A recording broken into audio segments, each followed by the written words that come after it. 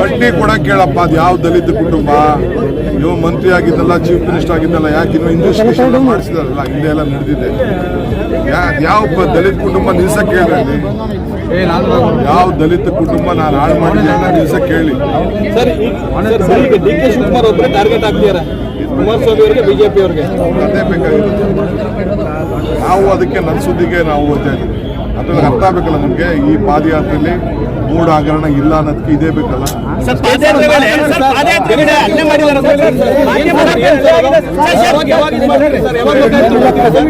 trial ಒಂದೊಂದು